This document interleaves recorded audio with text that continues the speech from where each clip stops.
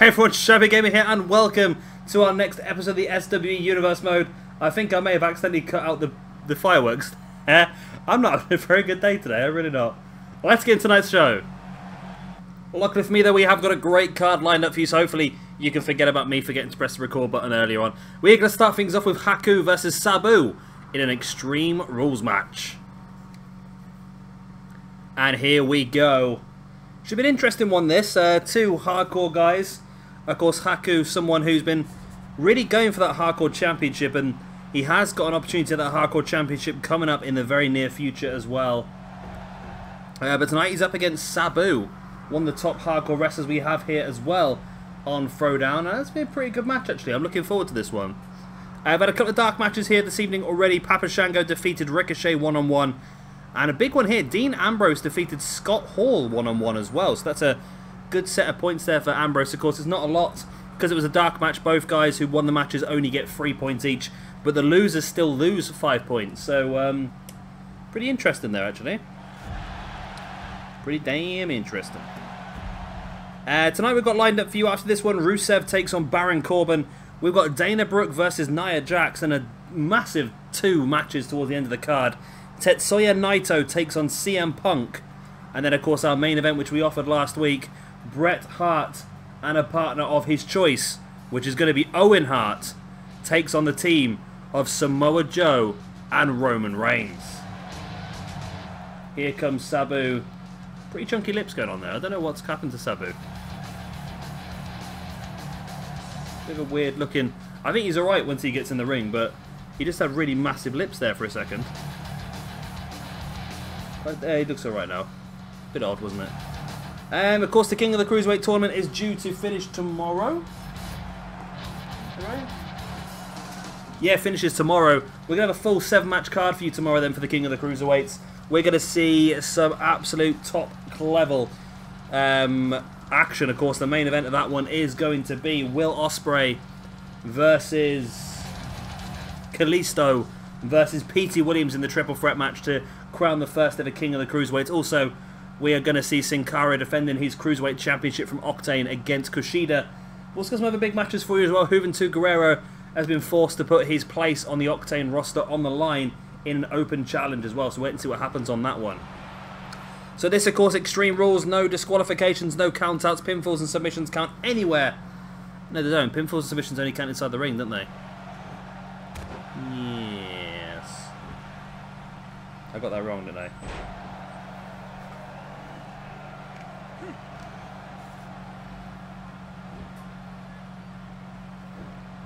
Sabu now. Just pinching the neck of Haku.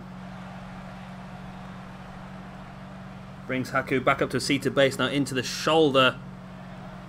Pinch.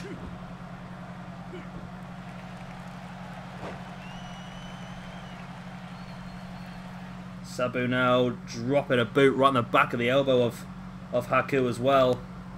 And there's the springboard leg drop. Sabu sending Haku off the ropes. It'd be interesting if Sabu got a victory here. What would be planned for him, considering Haku is guaranteed a hardcore championship match at some point. Then again, the way the hardcore championship works is 24/7. You don't have to be guaranteed a championship, you can just go for it. Just attack Brody Lee and try and pin him. That's the way it works. Not Brody Lee, Bruiser Brody. Keep getting myself mixed up, me Brodies. After the King of the Cruiserweight tournament, what have we got? Where's me schedule gone? I've lost my schedule. Has anybody seen my schedule? Wait a second. There you go, I got my schedule. Yeah, after the King of the Cruiserweight tournament, we have got a 1-day... we've got Adrenaline the next day. Then after that, we're going to start another tournament. A bit of a shorter one this time. It's going to be called the King of Carnage tournament. It's going to be an interesting one. And Sabu is going to be included in that. It's going to be a hardcore tournament.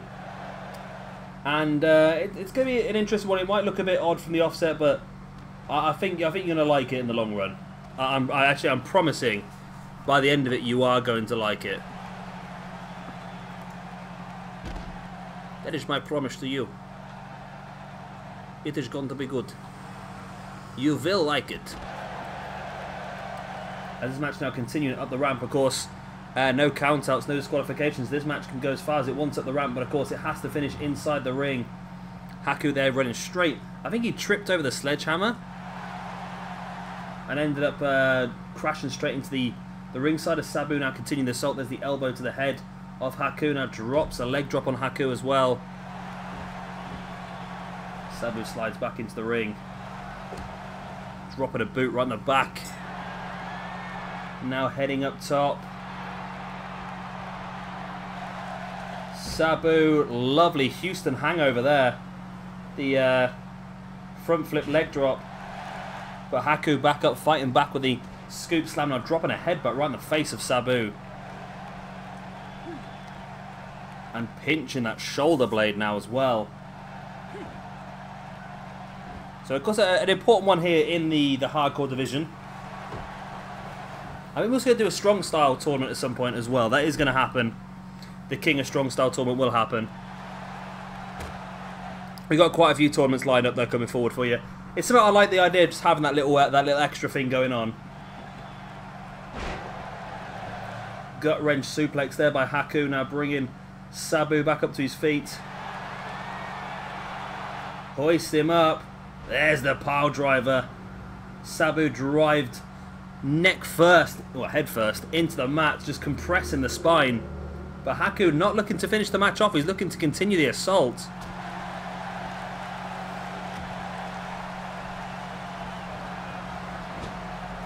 Haku sent into the corner now by Sabu. Sabu up to the top rope. Oh, leg drop straight across the back of the head of Haku. Now Sabu going in with the pin. I'm doing really well here to get these names right too. Oh, and Sabu unable to pick up the victory.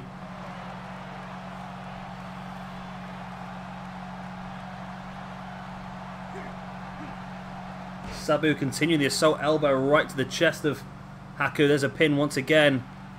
1, 2. Only a 2 count.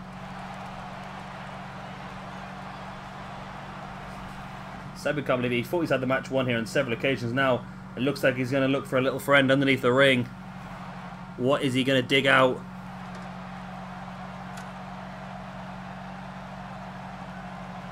Sabu has a ladder. Unfortunately, as much as that looks cool when Sabu pulls out a ladder, you know he's just going to start swinging it at people. He's not going to use it as we would like to see him use it. Due to some of the AI on the game. Headbutt there to Sabu as well. Oh, dragon screw taking the leg of Haku and just twisting that knee very aggressively, and that could do some long-term damage. Oh, I didn't know actually if Haku's going to be involved in this tournament as well. Let me have a quick look. I don't think he is actually.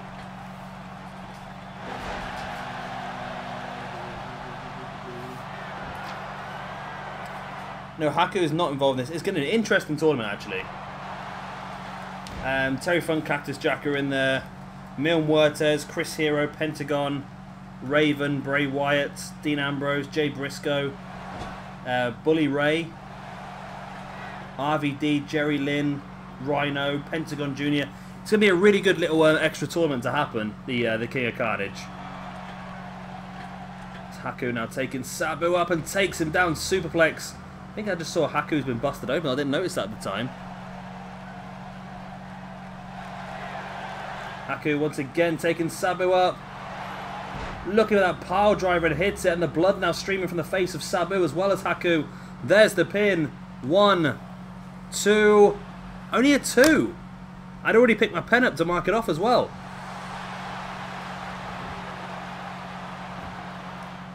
Oh, Haku looking for the claw. He's got now just pinching the throat of Sabu. Is Sabu going to be out of this one? He is. Sabu is out of this one. Haku picks the victory, just choking his opponent Sabu out. And Haku continues his good form here in this universe mode. Well, like I said, we know he's getting an opportunity at the Hardcore Championship in the near future. And big wins over people like Sabu is just going to help his cause. A couple of big power drivers in this match. This was a lovely move as well, that leg drop from the top rope. And I thought that could have been all, but Haku had enough to kick out Woo. Coffee, coffee. Yeah, enough to kick out there. And there it was, you see. Haku just grabbing the throat of Sabu. And you see Sabu doesn't tap or anything, he's just literally out. The referee has to finish the match off himself. Sabu down and out. Haku with the victory. And a good few ranking points for Haku as well. That's going to continue building his momentum in this hardcore division as well. I'm sure Bruiser Brody's going to be backstage watching this, scanning the moveset of Haku and trying to come up with some sort of game plan. And here is our next match of the evening. It is going to be Baron Corbin taking on Rusev. And here we go then. This should be interesting, this. Two big guys. Two guys who have not had a lot of opportunities so far as well. Looking to prove what they can do. I wonder if Rusev, you know, might be a cheeky one to try and take over to Octane at some point for the European Championship. It'd be nice to have that extra heel, wouldn't it? It'd be very nice to have that extra heel.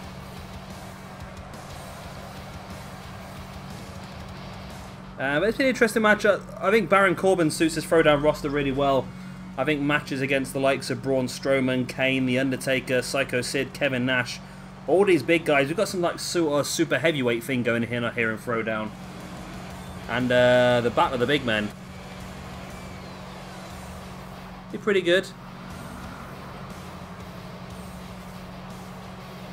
So Corbin making his way down to the ring, the Lone Wolf. Means you can't really put him in a tag team, can you, as the Lone Wolf? I think Corbin's got some good stuff going on here, though. I think as time goes on, we'll see some good stuff from Corbin. He might be able to fight his way into that upper mid-card picture. Of course, the belt currently being held by Luke Harper.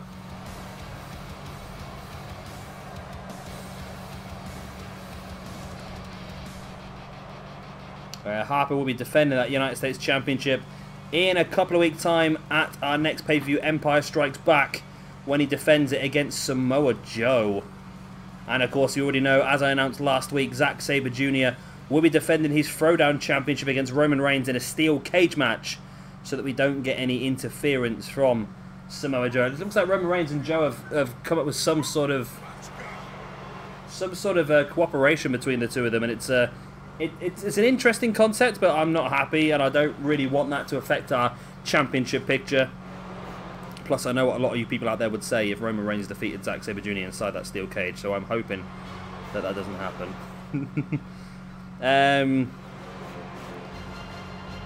We also got a tag team #1 contendership and a women's championship #1 contendership next week. We're going to see the Giants, who of course defeated the Gorillas of Destiny a couple of weeks ago, taking on the Ascension, who defeated the Hart Foundation last week. The winners of that match will go on to face off against Red Dragon at Empire Strikes Back. Also next week we've got Becky Lynch taking on AJ Lee versus Charlotte. The winner of that triple threat will go one-on-one with Bayley for the Throwdown Women's Championship as well. So Rusev here, entering the ring. And I think this is going to go well for us though, because I think now that the Universe mode is being a bit more encapsulated, I'm not doing these stupid 7-day pay-per-views that were a bit of a waste of everyone's time, really, weren't they? But these stupid 7-day pay-per-views outside the Universe mode, which weren't giving us the right results because we weren't... we're in a different area of the game and the momentum didn't follow. But now the momentum is following. We should get some better championship reigns, I think. I think it'll be better. Rusev Pachka. Rusev Vidria.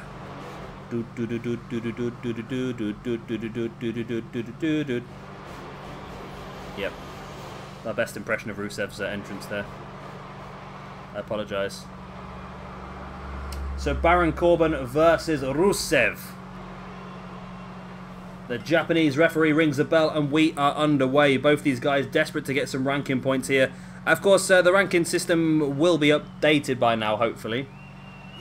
I apologise for being a little bit behind on that. When I went away on holiday, I didn't want to update the rankings before I went away because it would have been obvious then who had won all the matches while I was away.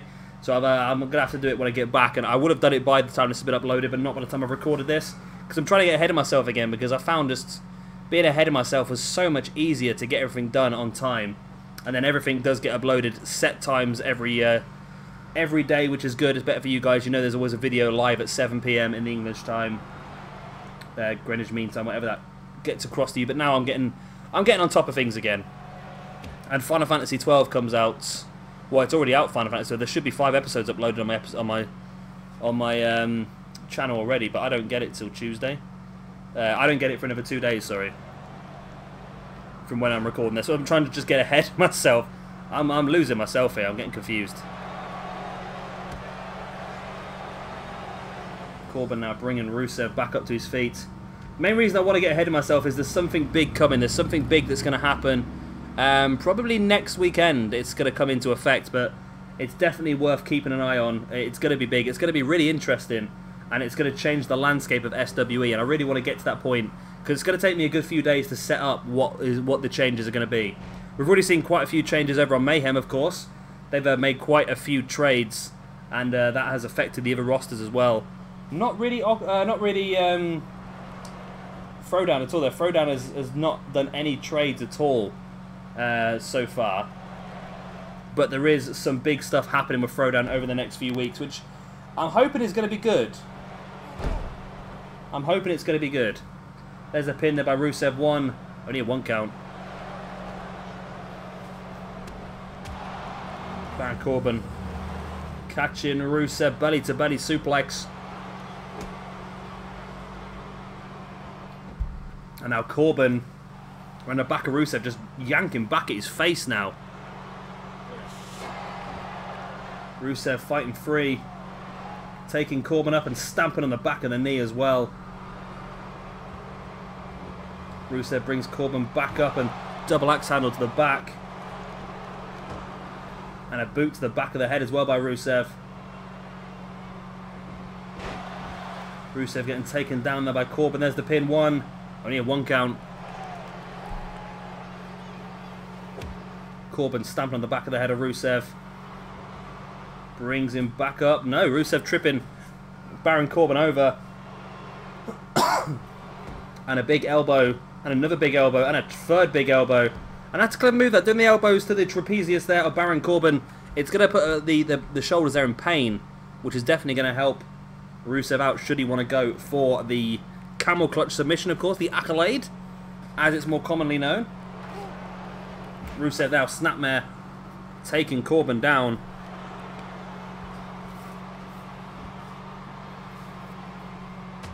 Corbin slowly back up to his feet.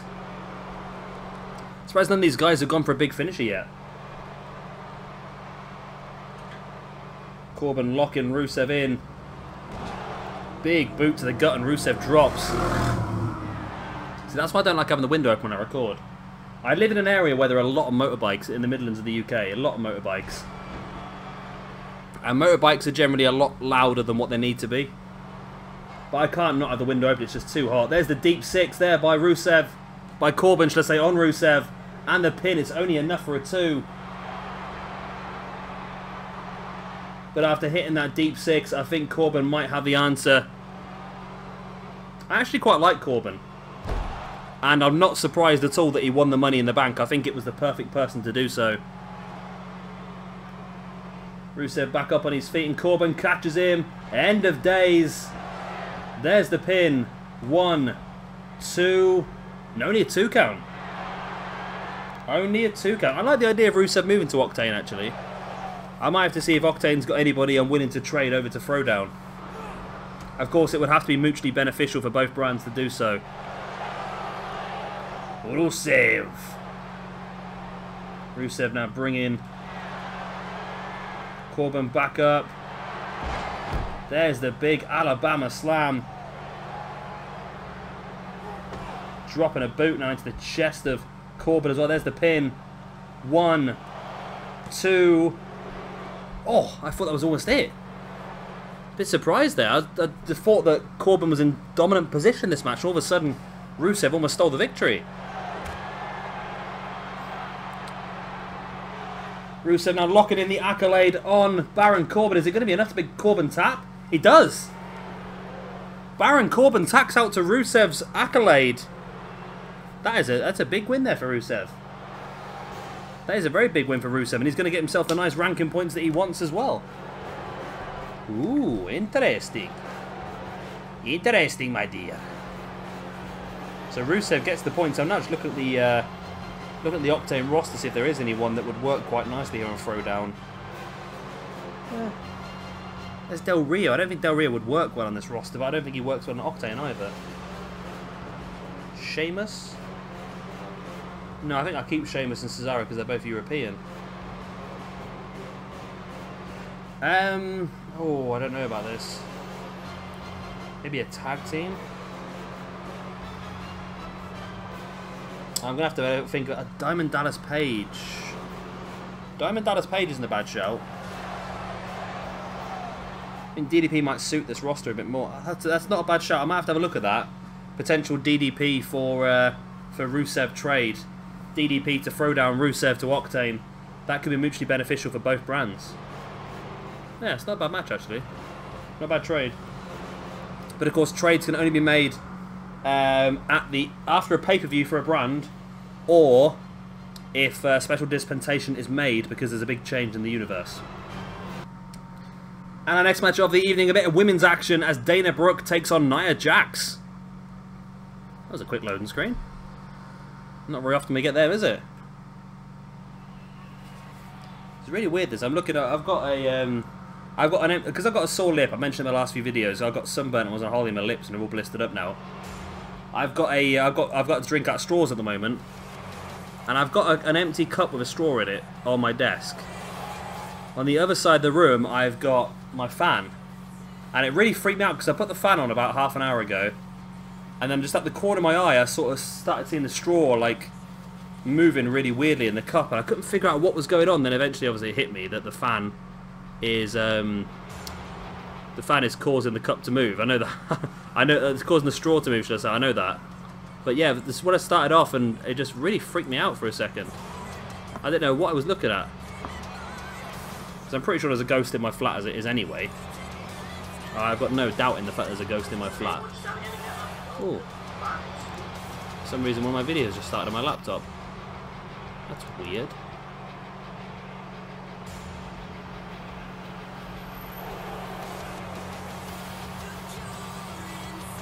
So Dana Brooke here, she did pretty well towards the end of SWE Season 1, so it'd be interesting to see if she can start to drag some of that form here into Season 2.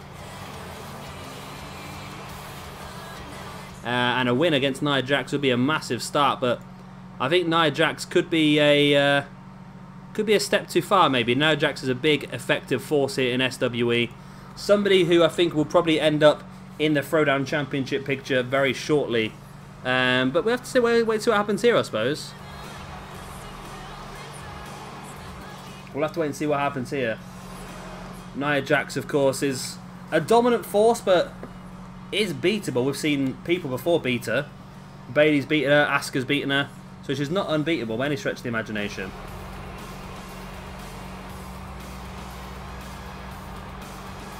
Dana Brooke, of course, in Season 1 defeated Trish Stratus at one point as well, and she defeated Charlotte in back-to-back matches. So that was very impressive form by her. But of course, this is a new save file, so she hasn't really got the same momentum. Oh, my nose has stopped feeling now, at least.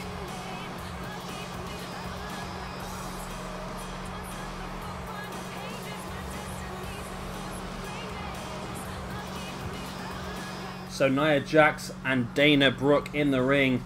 Of course, like I said, we know Becky Lynch, AJ Lee and Charlotte all collide next week in a triple threat match to become the #1 contender for the Women's Championship. These two ladies are doing this solely for ranking points, but we know after the pay-per-view when Bayley has defended her belt, the people with the most ranking points are the people most likely to be able to fight it out for the #1 contendership.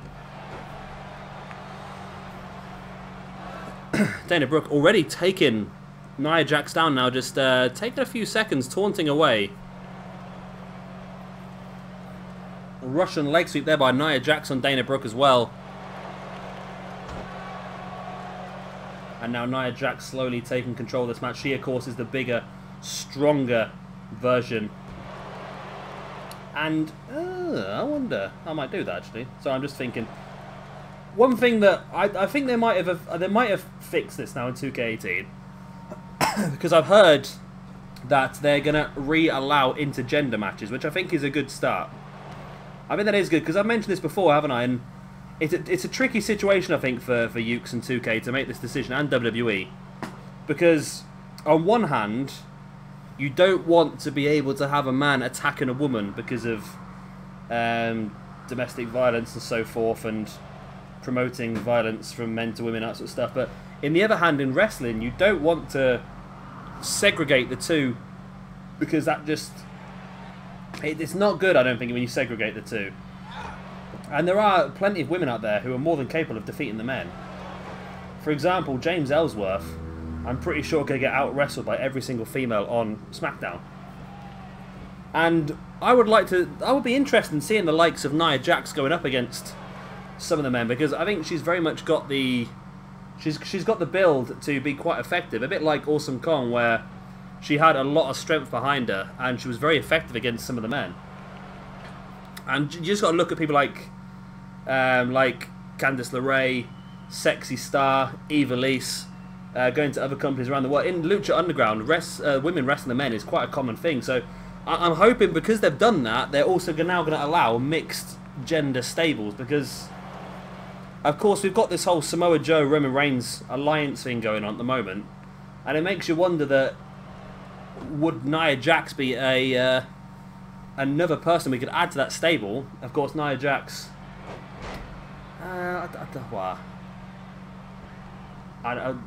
technically Samoan, I don't know.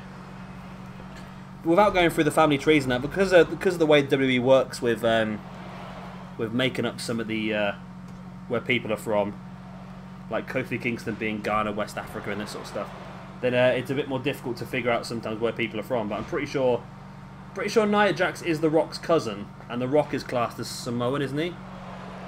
Roman Reigns is The Rock's cousin, so Roman Reigns and... So I'm assuming that Roman Reigns and Nia Jax must be cousins then, or second cousins. I don't know, it all gets confusing, doesn't it?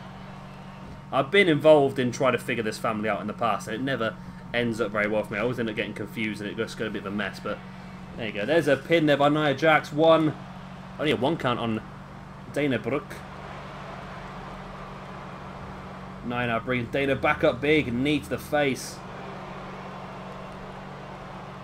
Again, bringing Dana back up. Takes her in for the big spine buster. Isn't that Lana's finisher maneuver now, isn't it? And an elbow drop as well by Dana Brooke. Or on Dana Brooke, should I say, by Nia Jax, who brings Dana back up, but Dana fighting back with the arm drag.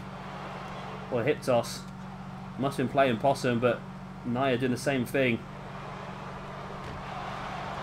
And Dana catching it. If Dana could pull off a win here, that would be a massive one for her.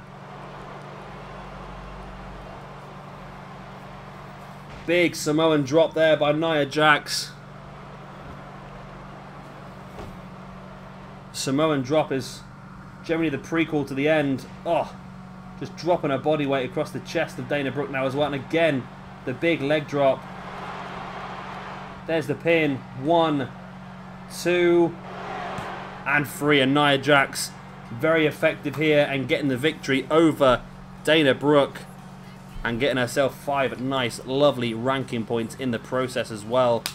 Last week we saw Kimberly pick up a victory. This week Nia Jax picking up a win. We're giving the women much more of a chance here. It's one thing that I don't think PJW is fantastic at. But we're doing pretty well here, I think. Well, some of my cards are so messy now. I'm getting really confused because I've changed everything. There was the leg drop into the pin there by Nia Jax on Dana Brooke. There is your victor. She's not like most girls, according to her entry music anyway. And a big win.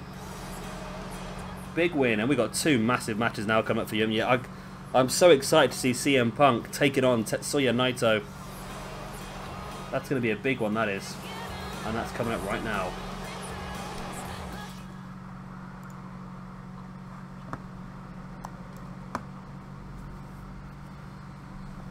See, I told you. CM Punk versus Tetsuya Naito. What a time to be alive. And here we go. This is going to be special, isn't it? It really is going to be special. CM Punk and Tetsuya Naito. CM Punk, a man who had the opportunity to become the Throwdown champion only a few weeks ago. And Tetsuya Naito, somebody who, again, is someone who's, I want to say struggling as such, but he's maybe not picked up the victories that he expected to. Let's have a look at the old sheet so far. He was involved. No, he wasn't involved. Yes, he was involved. No, he wasn't. Yes, he was involved. He was involved in the #1 contendership match for the United States Championship in month 1. Was unable to win that one. Since then, actually, he's not actually wrestled. So this is his first singles match in the Universe mode. Tetsuya Naito. I want to use him a bit more. I have got him planned down for a match at the pay-per-view anyway. Which is going to be a cracking match at the pay-per-view. I can tell you that anyway, because everything else is sorted. I've got down Tetsuya Naito versus Austin Aries versus Dolph Ziggler in a triple threat match. That's going to be massive. And I've also got a match lined up here for CM Punk at the pay-per-view as well. That is going to be CM Punk versus Owen Hart. Of course, we also know it's going to be Joe versus Luke Harper for the United States Championship. Zack Sabre Jr. defends his belt against Roman Reigns inside a steel cage. Bayley defend their Women's Championship against the winner of Becky Lynch, AJ Lee, Charlotte. And we're going to see Red Dragon defending the Tag Team Championships against either the Giants or the Ascension. That leaves one other match that's still not fully decided yet. But I'm hoping to fully decide it pretty soon. Actually, I think I might have just decided it. I don't know why. Is that a good match? Is that a good match? No, I'm gonna hold off actually. I don't know. No, I'm going to keep that match because it brings into effect one of our debutantes that we're going to have. And we're going to have a lot of debutantes soon, I think. A lot of debutantes. Because this Samoan thing could get pretty interesting. So we go. CM Punk managed to grow a beard again from last week. He had a shave last week and now got his beard back. Obviously one of those men that can just grow a beard really quickly. Hurricanrana straight away there by Punk on Naito. This is the sort of action that we would love to have seen if Punk had not retired after WWE. If he continued wrestling, then obviously New Japan would have been the place for him. And New Japan is fully where I expect Austin Aries to go. And I fully hope that Austin Aries goes to New Japan. Because that'd be pretty epic, actually. Naito now just dropping a boot right in the arm of Punk, and then a boot on the knee and a boot on the ankle as well. And then one right to the face. And now one to the chest as well. Wow, Naito demolishing the grounded Punk. Dropping an elbow right in the nose. And a kick to the back as well. No, drop kick to the back, but Punk avoids it. Of course, Punk here, desperate to pick up some more ranking points. He got a good load last week by defeating Austin Aries in the main event. Got 10 points for that. I think he's still looking pretty good at the moment. Of course, even though he lost at the page that lost him 5 points, but he did get a load of points from winning a Fatal 4-Way in the first show. So I think he's probably the highest non-champion, the highest ranked non-champion we have at the moment. Naito stamping on the back of CM Punk and now dropping a couple of elbows right across the face, and now a boot across the face as well. Naito catching a hold of, oh my god, look at the strength. The strength there of Tetsuya Naito driving CM Punk into the mat with a powerbomb. Punk taking Naito down. Problem is, it would be lovely to see the like of Punk and Naito over in Octane, wouldn't it? But I don't want to take away all of the younger, more capable stars here from Throwdown. Like Austin Aries would suit Octane really well as well, but I don't want to get stuck in an idea where I've got like one really slow roster and one really quick one, because I think it's nice to have a little bit of a mixture. Neckbreaker by Naito now heading up top. He's quite a distance away from Punk here though. It's not going to stop him. Big splash there by Naito on Punk. Went for the boot, but Punk rolls out the way. Big right hand, and Naito catches him with the elbows. Punk now Hurricanrana once again on Naito, taking him down. There's the pin. 1, 2. Only a 2 count. Punk. Oh, elbows across the chest of Naito now. Naito struggling as Punk. He's going to head up top again. Well, he likes to utilise the elbow drop, the Macho Man elbow, doesn't he? And of course, the former 2-time Mayhem. No, he's going to go for a moonsault, actually. The former 2-time Mayhem champion.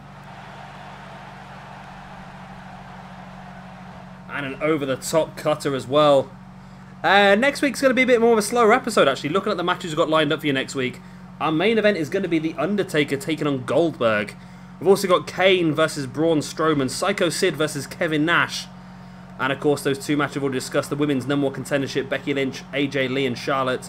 And of course, the tag team #1 contendership match, the Giants versus the Ascension. So, interesting next week, actually. And also next week, we're going to see one of the dark matches next week is going to be Guerrillas of Destiny teaming up with Roman Reigns. A little bit of an interesting one there, if you've been paying attention to what's been happening so far in the Universe mode. Anaconda Vice, locked in by CM Punk. Referees in the worst position possible.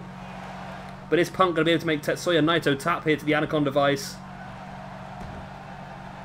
No, big knee to the back of the head there by Naito. Both guys back up on their feet, but Punk catching Naito once again. And just clatters him there with that clothesline. And now Punk stalking Naito. Up on the shoulders he goes. This is how he defeated Austin Aries last week. The GTS. The knee to the face. There's the pin. 1, 2, and 3. And CM Punk. 2 victories in 2 weeks for Punk. And I think he's definitely getting himself back in the championship picture. I think if he's to defeat Owen Hart at the pay-per-view as well, there's no way that I can deny him an opportunity at a championship match next month. But of course, that is going to be a big night for him at the Empire Strikes Back pay-per-view. I think I might change that match actually that I had scheduled in. I think we're going to go for something a little bit different. Oh, yeah, we're going to go for something a little bit different. Yeah, we're going to go for something a little bit different.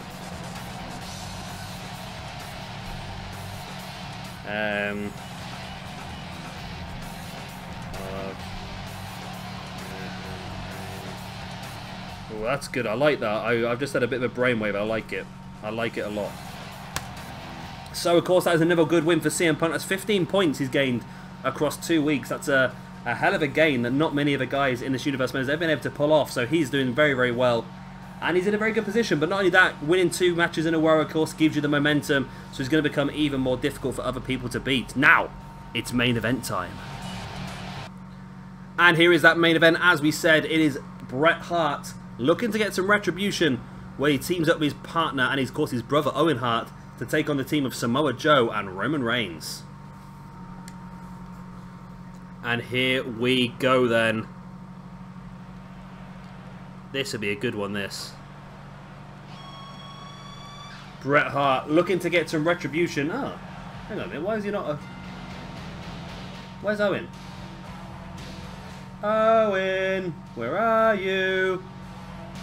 Okay, the game's bugged out again. This is Bret and Owen's entrance together. Obviously, you saw it come up with the Hart Foundation. Not quite sure where Owen is in this situation. But Bret looking for some retribution. Of course, a couple of weeks ago, he was scheduled for a #1 contendership match against Roman Reigns. The winner will go on to face off against Zack Sabre Jr. at the Empire Strikes Back pay-per-view. Samoa Joe attacked Bret Hart during his entrance, and we sort of assumed that Joe was unhappy about not being in the championship picture and this, that, and the other. So we sort of sold it off, and we gave Reigns the benefit of the doubt, and he was given the match at the pay-per-view because obviously Bret Hart was unable to compete. The week after, we allowed Bret Hart to get some retribution one-on-one against Samoa Joe. However, during Bret's entrance once again, he was assaulted by Roman Reigns this time. Bret managed to turn it around and get the best of Roman Reigns, but still wants some proper retribution, and we offered Bret this match here this evening to team up with anybody of his choice. Of course, he's picked his brother Owen Hart to take on Samoa Joe and Roman Reigns. It should be a very interesting match, this one. 4 very highly rated guys on this game. This one, of course, worth some good ranking points as well. This won't affect the tag team rankings, though, even though this is the Hart Foundation, because it's not members of the tag team, I'm not going to let them to have the points. If it was Neidhart, Bulldog, and Owen, then they'd get the points. But I don't class Bret as part of the tag team, and therefore they wouldn't get any rankings from this. This is down to singles rankings, though. The two winners of this match will get 10 ranking points each. The two losers will lose 5 ranking points each. So this is a massive 15-point swing for the winners over the losers. So this is big. A real big one, this one. And you see Bret there just staring Samoa Joe down in the ring. And Bret, we are going to give Bret a match, actually, at the pay-per-view. Bret is going to face off against an opponent chosen by Samoa Joe and Roman Reigns. Because obviously, normally we would give Bret a match against either Joe or Reigns at the pay-per-view. But of course, with Joe being the United States Champion, #1 contender, and with Reigns being the Throwdown Championship #1 contender, we can't do that. So to give Bret Hart a chance to get some retribution, but to also just get rid of some of the aggression, get rid of some of the torn up sort of I forgot the word now, pent up aggression in his body. We're going to give him the chance to face off against somebody chosen by Roman and Joe. Be interesting to see who they pick. I know who they're going to pick already. I've come pre-prepared. Pre-prepared for this. Roman Reigns. It's been a good month for him so far then. He won the triple threat match against Braun Strowman and Rusev at the Second City Throwdown pay-per-view. He then went on, of course, to get the victory technically over Bret Hart. He then obviously attacked Bret last week, but came out on the losing side of that attack, really. He blindside attacked Bret, but Bret came out with the final laugh in that one. But then, is Bret coming out with the final laugh? Because Bret can do whatever he wants, but it's still Roman Reigns getting that Throwdown Championship match at the pay-per-view. In a steel cage. It's a steel cage match. So here we go then. Main event of the evening. Bret Hart starts things off with Samoa Joe, Owen Hart, and Roman Reigns in the wings. And straight away Samoa Joe with the belly-to-belly suplex, shall I say. And it makes you wonder whether Bret might come to a situation where he needs to be careful what he wishes for. Because this match might not have been the best idea against two big, angry Samoans, both determined to get gold. Might not be exactly what he was hoping for, really. Joe now dropping a knee right in the face of Bret Hart as well. Brings Bret back up, but Bret catching Joe with the uppercut. And it'd be interesting to see how the team of Joe and Reigns works together. We know there seems to be some sort of nod between the two of them, but we don't know what they're sort of like together. Are they friendly? Is it a mutual business relationship they're built up here? It's difficult to tell. Bret with the low kick now, dragging Joe mid of the ring into a DDT. And a big boot by Bret right into the gut of Samoa Joe, and another one as well. So you say all four of these guys will be in action at our pay-per-view. I said Joe and Reigns getting the championship matches. As I mentioned earlier on, Owen Hart is going to be taking on CM Punk, and then Bret Hart taking on an opponent chosen for him by Joe and Reigns.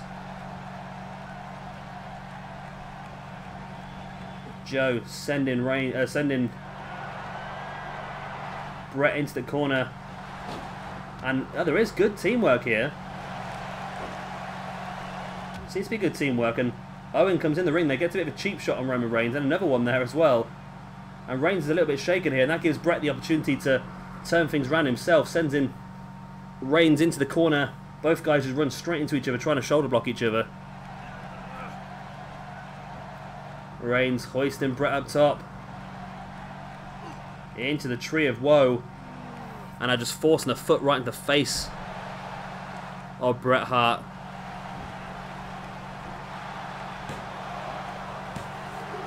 Pinned by Reigns, only enough for a 2 count.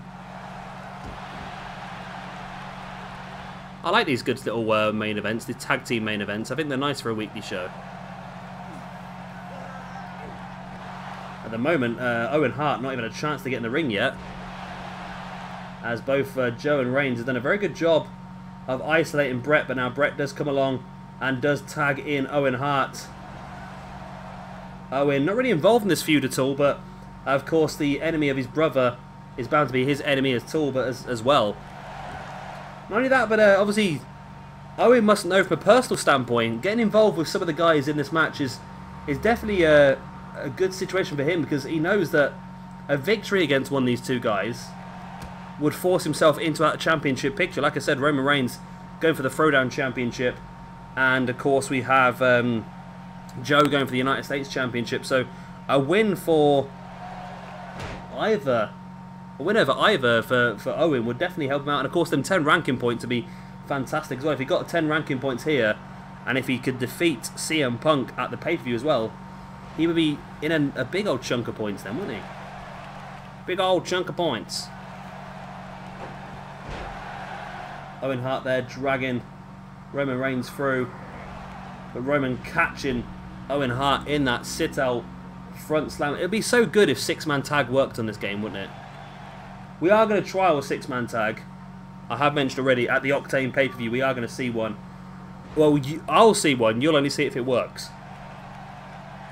And I can't promise it will, as Roman Reigns now stalking Owen Hart. There's the... No! Owen reversed the spear into a DDT. Brings Roman back up. Owen taking Roman up into a pile driver. Big pile driver there by Owen Hart. Stamping right in the face of Roman Reigns as well. And now a drop kick to the side of the head. Oh, a lot of honking going outside my house. Reigns slides back in, but Owen Hart catches him into a gutbuster.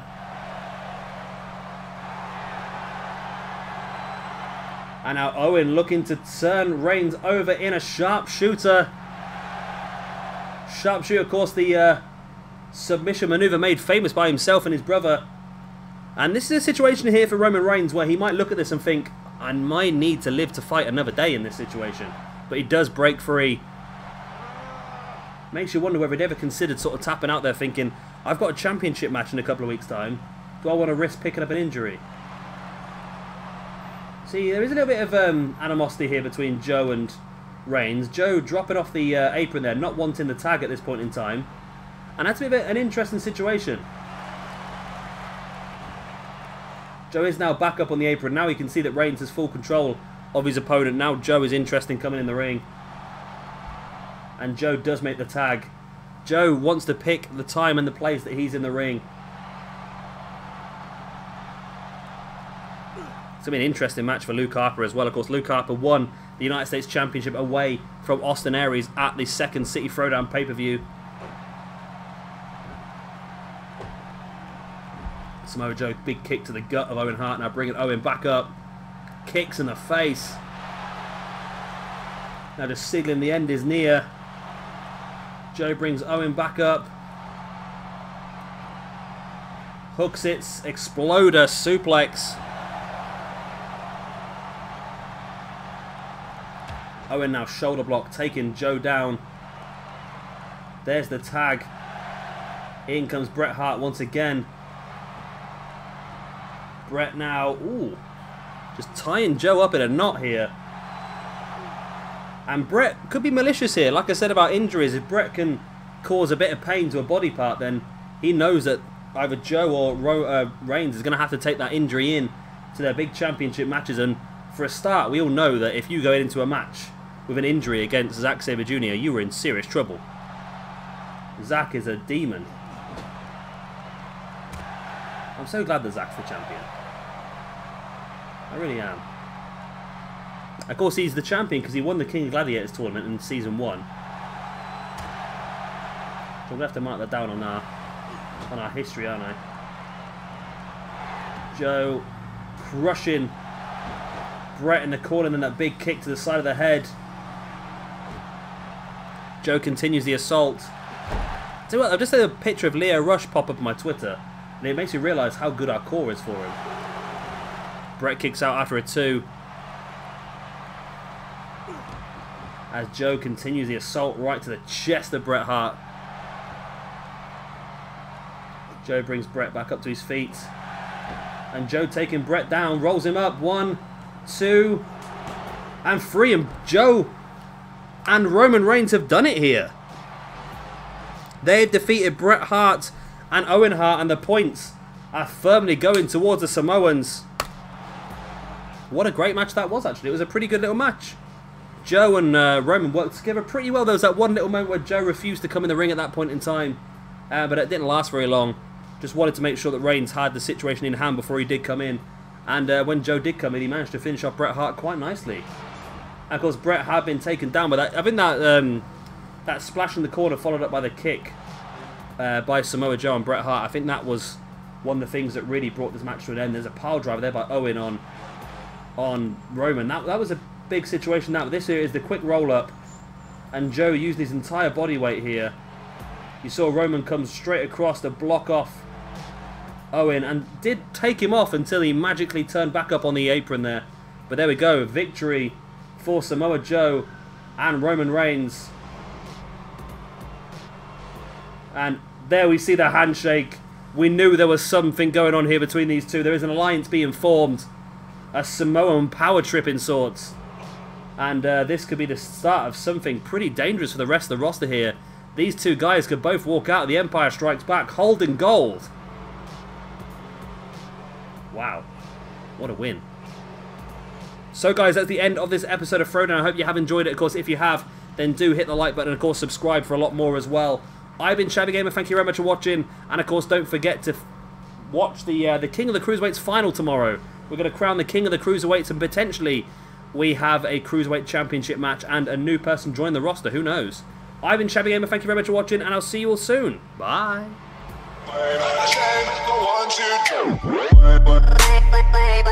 Bye.